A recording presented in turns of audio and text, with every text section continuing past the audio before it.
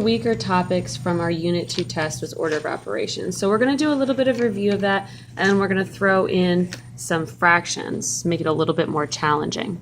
So again, this is part of our Unit 3, so color for Unit 3 is green. You've done this notes page before for order of operations, but we're going to go through it one more time to refresh our brains.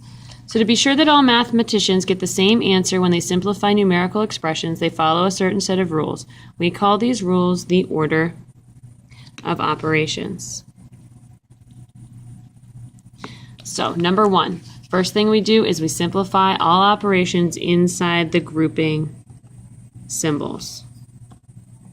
Grouping symbols include anything like parentheses, absolute value, braces, square roots, brackets, and the fraction bar. Number two is to simplify all exponents. Remember, exponents mean repeated multiplication. Quick review on exponents. We've talked about this a whole lot. Come down here, put a little star. All right, if we have -4 squared inside parentheses, that exponent looks inside the parentheses like looking in a window, and it sees a -4. So that would be -4 times -4, positive 16. If you have -4 squared without the parentheses, there's no window for the exponent to look into, and all it can see is the number right next to it. So this is negative and then 4 times 4, which is a -16. So quick review there. Step 3 would be multiplication and division. Come next, and they go in order from left to right. So it is possible to divide before you multiply. So for example, if you have -12 divided by 4 times 2, you're going to do the -12 divided by 4 first, because that comes in order from left to right. So it's going to be -3 times 2, which would be -6. So that is possible to do your division before multiplication. Last, we add and subtract. So we have last, addition and subtraction are simplified, and they come again from left to right. So it is possible to subtract before you add.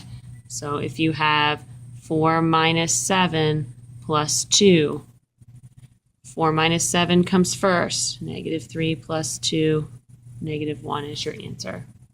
Left to right. Division, multiplication, left to right. Turning the page, we have some examples, and we're going to work through these. Okay, first one, 9 minus the quantity 10 divided by -2 minus 5. First step we're going to do is the division. And again, please work these out one step at a time. I recommend highlighting or underlining the step that you're doing. So inside the grouping symbols, we have two choices. We have division or subtraction. Division comes first. So this is 9 minus 10 divided by -2 is -5 minus 5. We still have grouping symbols.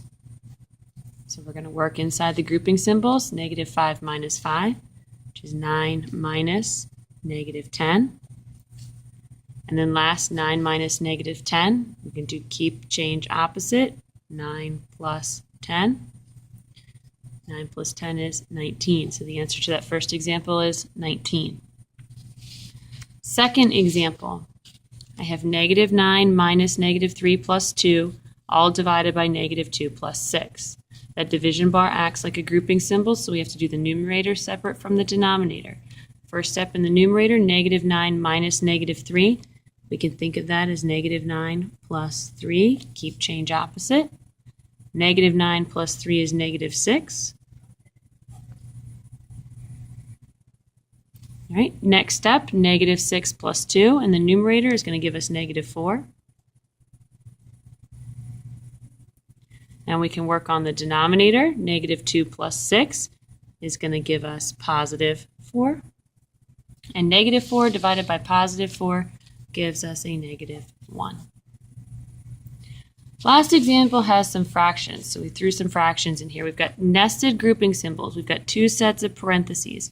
So we start from the inside and work our way out. So our first step is to do 1/2 plus 3/4.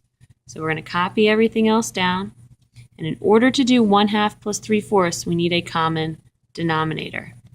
That common denominator is going to be fourths.